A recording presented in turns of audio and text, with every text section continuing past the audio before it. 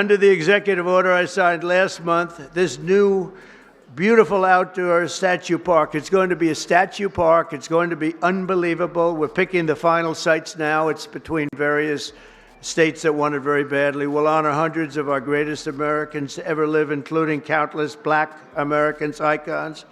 The garden will predominantly feature incredible women like Harriet Tubman, Rosa Parks, Billie Holiday, Aretha Franklin, and Coretta Scott King.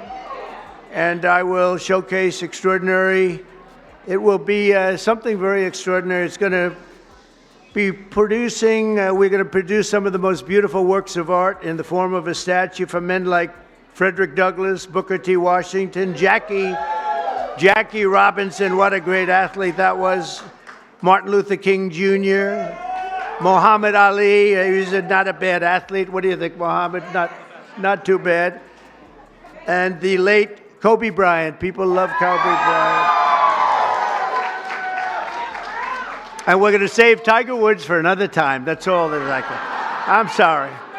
During Black History Month, we pay tribute to these heroes and to so many others, but not simply because they're Black heroes, but also because they are truly American heroes who inspire all of us, very much so. Let me fix my bow tie. We at the White House. We back in here. We waiting on President Donald J. Trump. Let's go. Yeah. Big time. I look so good in the red. So President Trump had a number of Black conservatives at the White House yesterday to commemorate Black History Month. And that was good.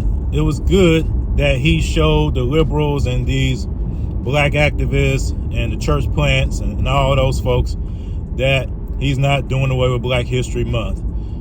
And he's not going to abandon the number of Black people that actually voted for him. That's good.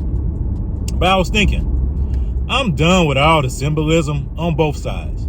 I'm done with how the Democrats pander to Black people every 2 to 4 years and nothing comes as a result of it. And I'm starting to see the exact same thing happen on the conservative side, where you have people who claim to be conservative, but nothing really comes out of it. Now, I know Trump tried to do opportunity zones with Senator Tim Scott, and there may be something that comes out of that in the future. But I'm of the mindset of one of my heroes from history, Frederick Douglass. When it comes to what do I really want from the government, you know, my answer is nothing. Like Frederick Douglass said, they asked him, what should we do with the Negro after emancipation? And he said, nothing. Do nothing with us, because your doing with us has led us to this position that we're in. I'm paraphrasing. And I feel the exact same way when it comes to Black Americans.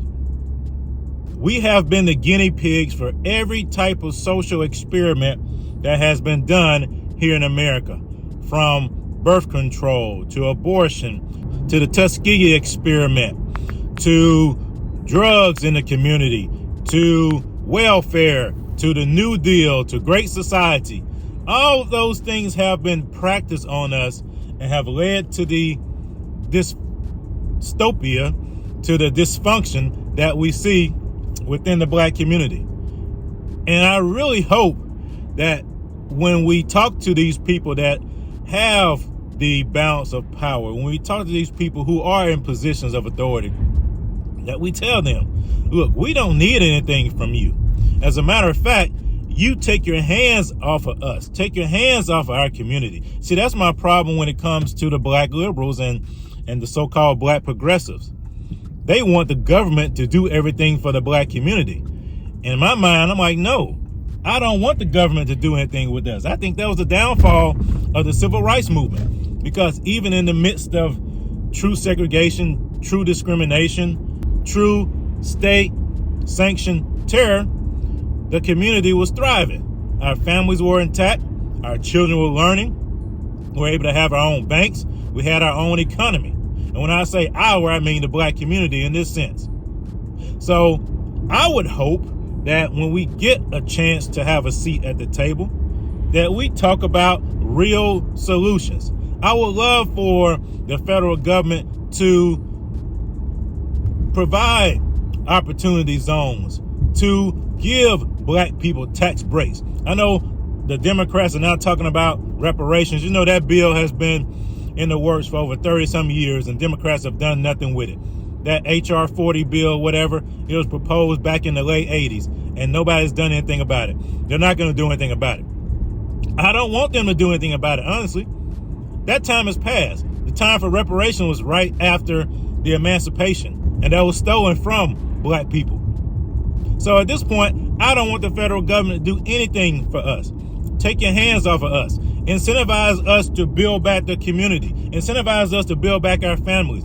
Incentivize us to restore hope, restore the biblical order in our communities. Incentivize us to stay together. You know what I really want? Give us the ability to create alternative voices, to push back against this culture that white liberals want to push on the black community, that we're always victims, that we're always subjugated to the white man. That's what I want. Free up the creators, free up the entrepreneurs, because once that happens, then you'll have more of an ecosystem within the black community that can push back against all of this victimization and oppression that's being pushed on the community. That's what I'm talking about.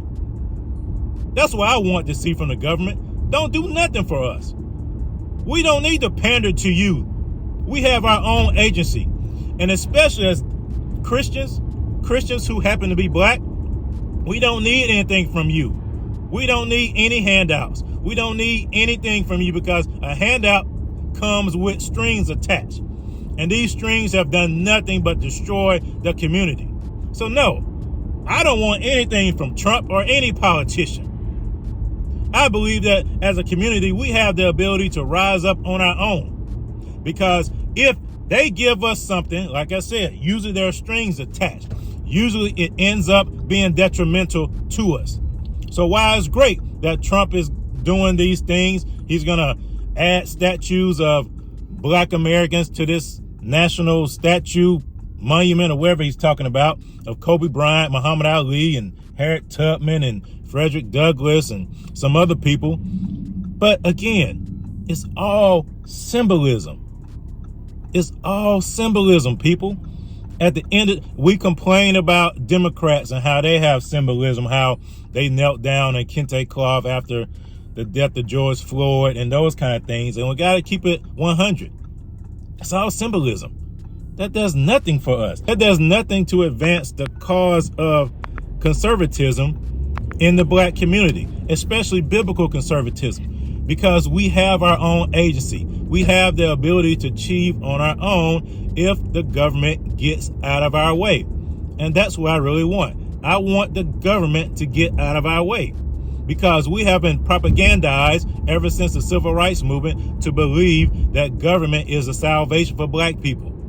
We were propagandized because before then we didn't see government as a source of our salvation, because they knew the government was against us. And so therefore we had to do it on our own. But now in the last 60 to 70 years, we have been brought back to this mindset. It reminds me of that passage in the Bible where Jesus talks about how an unclean spirit goes out of a man and goes out into all the dry places, and then it comes back and it brings 7 spirits worse than him, and the last state of that man is worse than the first. That's what happened to us. We had gotten away from government dependency. But the Civil Rights Movement, the communists and the Marxists, they wanted to use the atrocities of the past, use the true harms that were done to black people, use that to further their agenda of destroying America. And so therefore, they pushed us, they propagandized us to be dependent upon the government. The civil rights leaders of the 60s and the people along those lines, instead of recognizing our own agency and building up the black community the infrastructure necessary so that we could thrive on our own. Instead, they made us dependent upon the government. And so therefore, we are in this state that we're in now. We are in this state to where our babies are being aborted, our children are shooting each other, we're being locked up in prison, we're not learning at the same level as other people, and we're running around claiming to be a victim. I'm done with that symbolism, man. I'm done with that symbolism, especially those of us who are Christians. If you're a Christian, you got to be tired of symbolism. It does nothing for us. So again, I'm happy that President Trump did something like that he acknowledged black history and that he's building these statues for people that have contributed a lot to America, because black history is American history. I'm happy.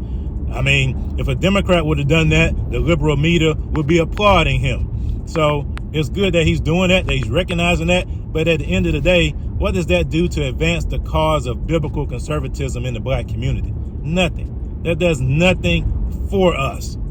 I'm done with the symbolism. I'm done with the handouts. I'm done with the crumbs. Federal government, leave us alone. Take your hands off of us. Get out of our way. Incentivize us to stand on our own 2 feet. Incentivize us to build back like we had before. Incentivize us to become more reliant upon God and upon each other. Because all you're doing is continuing the cycle of victimhood. And I'm done with that. Because we're not victims. We are empowered for greatness.